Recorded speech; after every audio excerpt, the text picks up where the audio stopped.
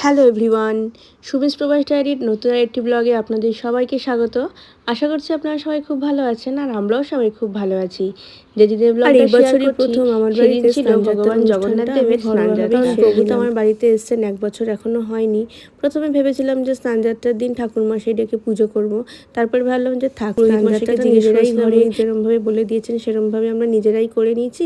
আর তা ভেবেছি যে রথের দিনকে বরং ঠাকুরমশাই আসবেন, ঠাকুরমশাই এসে পুজো করবেন, আর উল্টো রথটা আমি নিজেই করে নেবো, এরকম একটা প্ল্যান করেছিলাম। তো সেই জন্য আজকে ঠাকুরমশাই আসেননি, আজকে আমি নিজেই উনি আমাকে যেরমভাবে বলেছেন আমি সেরমভাবে প্রভু স্নানযাত্রাটা আমি সেইভাবেই করলাম। তো প্রথমে একটু গঙ্গা জল নিয়ে নিয়েছিলাম। গঙ্গা জলের মধ্যে দই, ঘি, মধু, গোলাপ জল আর অগরু, আর তারপরে একটুখানি ফুল কুচি করে দিয়ে সেই জলটা দিয়ে আমি প্রথমে বলভদ্র দাদা, তারপরে সুভদ্রা দেবী, তারপরে জগন্নাথ দেবকে স্নান করিয়েছিলাম। আসলে যেহেতু এই বছরই আমার বাড়িতে প্রথম স্নানযাত্রাটা আমি পালন করছি, তো প্রথমে একটু ভয় ভয়ই করছিল, কারণ কোনোবার তো করি না।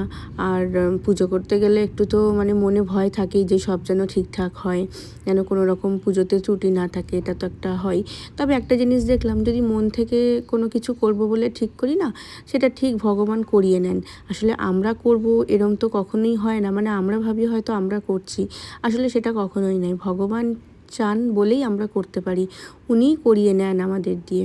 যেরকমভাবে উনি চান আমরা সেরকমভাবেই বলভদ্র দাদাকে আমার স্নান হয়ে গেল, এরপরে সুভদ্রা দেবীকে করাবো। এই যে হলুদ রঙের যে ঢাকাইয়ের জামাটা দেখছেন, এটা আমি অনলাইনেই কিনেছিলাম।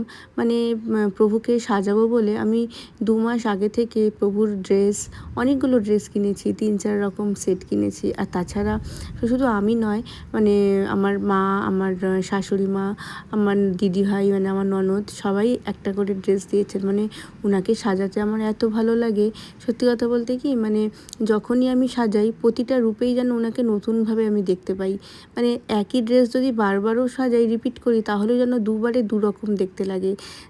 আমি জানি না লীলা সত্যি বোঝা যায়। লীলা, যাই হোক, বলভদ্র দাদাকে স্নানের পরে আমার সুভদ্রা দেবীকেও স্নান হয়ে গেল। আমি প্রথমে ওনাদের স্নান করানোর আগে একটা ধুতি পরিয়ে নিয়েছিলাম আর কি, তারপরে আমি স্নানটা করিয়েছি। এরপরে সুভদ্রা দেবীর পরে আমি জগন্নাথ দেবকে স্নান করাবো। প্রভুকে স্নান করানোর সময়ও ওই একইভাবে গঙ্গা জলের মধ্যে দুধ, ঘি, মধু, তারপরে অগরু, গোলাপ জল, ঘি এসব মিশিয়ে তারপর একটু ফুল দিয়ে একইভাবে প্রভুকে স্নান করিয়ে, এই যে স্নানের পরে প্রভুরকে দেখতে ঠিক এরকম লাগছিল। স্নানযাত্রার দিন আমি এই ঢাকাইটা পরাবো বলে ঠিক করে রেখেছিলাম, লাল হলুদে, তার সাথে আর এই লাল মুকুটগুলো আমি রেখেছিলাম পরাবো বলে। এত সুন্দর লাগছে দেখতে। এই ড্রেসটা আজকে প্রথম পরালাম, কিন্তু যতবারই আমি ড্রেস ওনাকে পরিবর্তন করে নতুন ড্রেস পরাই, ততবারই উনি আমাকে যেন নতুন রূপে ধরা দেয়। কিছু বলার নেই, এটা জানি না উনার কি লীলা, কি মাহাত্ম্য, সেটা যারা ওনার প্রতি বিশ্বাস আর ভক্তি রেখে দেখে তারাই বুঝবে। ভগবান জগন্নাথ দেব সত্যি জীবন্ত, উনি জীবন্ত।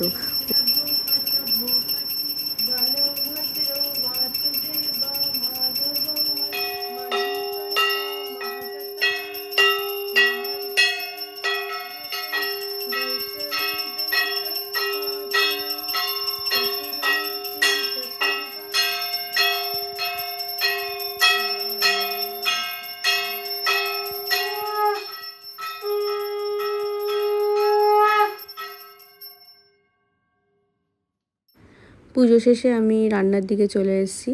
তো আজকে যেহেতু স্নানযাত্রা, আজকে নিরামিষ করব, তাই সবজিগুলো আমি সকালবেলাতেই কেটে রেডি করে সব রেখে গেছিলাম। এবার খালি সবজিটা বসিয়ে দেব। সব কিছু সবজি ঘরে যা যা ছিল সবটা একটু একটু করে কেটে নিয়েছি। একটু খিচুড়ি করব ভেবেছি। আজকে এমনিতেই একটু রান্নার দিকে আসতে দেরি হয়ে গেছে। আসলে পুজোটা সারতেই না আমার অনেকটা লেগে গেছিলো টাইম। আমি ভেবেছিলাম মোটামুটি ঘন্টা খানেক দেড়েকের মধ্যে হয়ে যাবে, কিন্তু না, আমার পুজোতেই মোটামুটি আমার 2 ঘন্টার উপর আজকে লেগে গেছে। আর রাজেরও যেহেতু ছুটির টাইম হয়ে গেছে, আমি রান্না করতেও সময় পাইনি। আমি একেবারে পুজো করে রাজকে এনে স্কুল থেকে, ওদের তো আজকে ছুটি ছিল না, তবে রাজ আজকে বলছিল যে মা, আজকে আমি বাড়িতে থাকবো, আমি জগন্নাথ দেবকে আজকে স্নান করাবো। তবে সামনেই যেহেতু ওর পরীক্ষা, স্কুলটা আর কামাই করালাম না। আমি বললাম যে বাবা তুই আজকে স্কুল চলে যা, সামনে তো রথ আছে, রথের দিনকে ছুটি থাকবে স্কুল, বা ছুটি না থাকলেও তুই সেদিনকে বাড়ি থাকিস, সেদিনকে তো বড় করে হবে, ঘরে পুরোহিত মশাই আসবে, আরও অনেকে আসবে, শুধু শুধু আজকে আর স্কুলটা কামাই করিস না। তো আজকে যেতে চাইছিল না, তবুও যাই হোক আমি বলেছি দেখে চলে গেল। আর বাড়িতে এসে বলছে যে মা পুজো স্নান, ঠাকুরের স্নান হয়ে গেছে, পুজো হয়ে গেছে। বললাম হ্যাঁ। তাহলে আজকে কী রান্না করেছো? ও আমি বললাম যে খিচুড়ি করেছি। ও আবার একটু খিচুড়িটা খেতে বেশ ভালোই বাসে। আমাকে বললো যে বাজারে তো ভালোই হলো, আজকে খিচুড়ি খাবো। তো ওটা ওর একটু আনন্দ হয়েছে। তবে খিচুড়িটা আমার এখনও রান্নাই হয়নি, মোটামুটি ঘড়ির কাঁটায় 2টো বেজে গেছে, এখনও আমি রান্নার দিকে আসতে পারিনি। এই সবজিটা বসিয়ে দিলাম, বসিয়ে দিয়ে তারপরে ওই পাশের খিচুড়িটাও আমি একেবারে চাল আর ডাল একেবারে ধুয়ে বসিয়ে দিয়েছি। তারপর ওটা মানে দেখতে মনে হয় যে দুটো রান্না বেশি সময় লাগবে না, কিন্তু রান্নাটা হতে, বিশেষ করে এই সবজিটা মানে জলটা শুকিয়ে মরতে বেশ সময় লাগে। তাই হোক, এটা হয়ে যাওয়ার পরে আমি তারপরে রাত্রেবেলা যাবো, তুই স্নান টান করে নে, তারপর তোকে খেতে দিয়ে দেবো। তো ফোড়নটা রেডি করে তারপরে একসাথে মেশাবো। আগে খালি চাল আর ডালটা পুজো দেওয়া হয়ে যাওয়ার পরে তারপরে আমার শাশুড়ি একটুখানি পুজোর দিকে গেছে, মানে উনি তখন একটু ফুল দেবে, একটু চন্দন দেবে, ঠাকুরের কাছে একটু নাম টাম করবে। তো সেই জন্য উনি এখন পুজোটা দিচ্ছে। আর রাজারও তখন স্নান টান হয়ে গেছে। আমি রাজকে বলছি যে মশলাটা আলাদা করে কষে নিই, তার মধ্যে চাল আর ডাল সিদ্ধটা দিয়ে দেবো, ঘি গরম মশলা দিয়ে ভালো করে ফুটিয়ে তারপর ওদিকে দেখলাম আমার রান্না করতে করতে আমি এসে দেখি রাজ তখন পুরো খেলনার ব্যাগ উল্টো করে জায়গায় খেলছে। ও এই করে যখন মানে খাওয়া হয়ে যায়, ওর একটা ব্যাগ আছে, সব ঘরের মধ্যে খেলনা ছড়িয়ে এরমভাবে নিজে নিজেই খেলবে, বা নিজে নিজেই তারপর গুছিয়ে রাখে। আর এদিকে মামুনি তখনও একটু পুজোর দিকেই রয়েছে, মানে আমার পুজো হয়ে গেছে, মামুনি একটু বই পড়বে, ঠাকুরের নাম করবে দেখে, মামুনি তখনও হয়নি। তো যতবার দেখছি ঠাকুরকে যেন মনে হচ্ছে দেখতেই থাকি। আমি ব্লগটা শেয়ার করছি, মানে এখনও আমার মানে মনটা ওখানেই পড়ে আছে যে সেদিনকে কী সুন্দর লাগছিল ঠাকুরকে।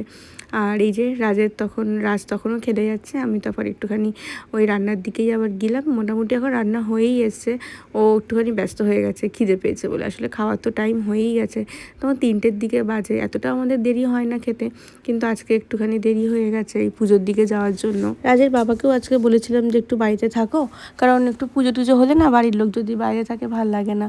তো বাবাকে বলেছিলাম যে দেখো একটু অফিসে ছুটি নাও, আজকে একটু বাড়িতে থাকো। তো ও আজকে আর বললো যে আজকে হবে না, আজকে একটু কাজের চাপ আছে, আমি বরং রথের দিন ছুটি নেবো, তখন তো থাকবোই, আজকে তুমি একটু সেরে নাও। তো ওই জন্য আজকে ওর বাবাও থাকতে পারেনি। ওই আমার মাকেও বলেছিলাম যে মা তুমি এসো, তো মাও বললো কিছু একটা কাজের জন্য মায়েরও আটকে গেছে, আসতে পারিনি, মায়েরও আসা হলো না। তো আমরা নিজেরাই করে নিলাম, কি আর করব। মানে পুজোর দিনকে একটু লোকজন না থাকলে, যাই পুজো হোক, ছোটো হোক বড়ো হোক, ঘরে একটুখানি পুজো আর্চা হলে দেখবেন বাড়িতে যদি কেউ একটু লোকজন না আসেন একদমই ভালো লাগে না। তো যাই হোক, কিছু করার নেই, আজকে আমরা নিজেরাই সমস্তটা করে নিয়েছি। আর রান্নাটাও আমার এদিকে হয়ে এসেছে, খিচুড়ি চাল আর ডালটা পুরোপুরি দেখলাম সেদ্ধ হয়ে গেছে।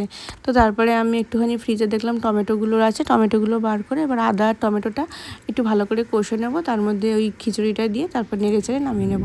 মোটামুটি আর বেশিক্ষণ টাইম লাগবে না, প্রায় পুজো শেষের দিকে এবার হয়ে এসছে। আর যেহেতু আজকে স্নান যাত্রার পর আগামী 15 দিন প্রভুর জ্বর থাকবে, তো সেই জন্য আগামী 15 দিন প্রভুকে সেইভাবে তো মানে আমি শুনেছি, আমি আমার যেখান থেকে ঠাকুর এনেছিলাম পুরীর আমাদের যিনি পান্ডা আছেন তাকেও জিজ্ঞাসা করেছিলাম। তো উনি বলেছিলেন যে তুমি যেরকম নর্মাল মিষ্টি খাবার দাও, খালি মিষ্টিটা দেবে না, কারণ এই সময় যেহেতু প্রভুর শরীরটা ভালো থাকে না, একটু হালকা খাবার দেবে, ফল দেবে, মিষ্টিটা বারণ করবে, দেবে না। আর তুলসী পাতা দেবে না, শুধুমাত্র একাদশীর দিন তুলসী পাতা দিতে উনি আমাকে এই বিধানই দিয়েছিলেন। তো কালকে থেকে সেরমভাবেই শুধুমাত্র সাদা ফুল দিতে বলেছিল, সাদা ফুল আর হালকা কিছু খাবার, যেমন ডাবের জল, তারপর ফল, এইসব মিষ্টি টিষ্টি দিতে না করেছিল এই সময়টা। তো 15 দিন খুব বেশি ঠাকুরকে আরতি বা ঘণ্টা কাসর এসব বাজাতেও উনি বারণ করেছিলেন। যা হবে একেবারে নতুন, মানে নবরূপ দর্শন হবে আবার রথের দিন। তো আজকের থেকে সত্যি আবার মানে এই কদিন আমি অপেক্ষা থাকবো রথের জন্য, কবে সেই রথের দিনটা আসবে, আর সেই দিনকে আমার ঘরে প্রভুর আবার নবরূপ রথের জন্য কবে থেকে কত কিছু প্ল্যান করে আমার সেই দিন অনেক কিছু কিনেছি সাজানোর জন্য, প্রভুর গয়না থেকে শুরু করে ড্রেস, তারপরে ঘরে যেখানটা পুজো হবে সেইখানে অনেক কিছু সাজানোর জিনিসপত্র, অনেক কিছু কিনেছি। এটাও মানে আমার একটা মানে অনেক দিনের একটা প্ল্যান, অনেক দিনের একটা চিন্তা ভাবনা যে প্রভুকে ঠিক এরকম দেখতে লাগবে, ওরকম দেখতে লাগবে, এই ভেবে যেরকম আমাদের নিজেদের জন্য সব কিছু বেছে বেছে কিনি, আমিও ঠিক বেছে বেছে ঠাকুরের জন্য সেই জিনিসগুলো কিনেছি। তো সামনে রথ এলে আপনাদের সাথে সেটা শেয়ার করব।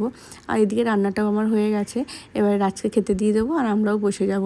রাজার আবার একটু বায়না হয়েছিল যে মা খিচুড়ি করছো, একটু পাঁপড় ভাজবে, তো ওর জন্য না, মানে আমাদের সবার জন্যই আজকের মেনু হলো খিচুড়ি, পাঁচমিশালি তরকারিটা আর পাঁপড় ভাজা, আর ফ্রিজে চাটনি আছে, চাটনিটা দিয়ে আজকে হয়ে যাবে। তো আমরা এবার খেতে বসে যাই, কারণ অনেকটাই দেরি হয়ে গেছে, ঘড়ির কাঁটায় প্রায়। তাহলে চলুন আজকের ব্লগটা এখানেই শেষ করছি, দেখা হচ্ছে নেক্সট একটি ব্লগে খুব তাড়াতাড়ি। ততক্ষণ সবাই ভালো থাকবেন, সুস্থ থাকবেন আর সবাইকে খুব ভালো রাখবেন। আর যদি আজকের ভিডিওটা ভালো লাগে তাহলে একটা লাইক করে দেবেন। দেখা হচ্ছে নেক্সট ব্লগে, ততক্ষণ সবাইকে টাটা।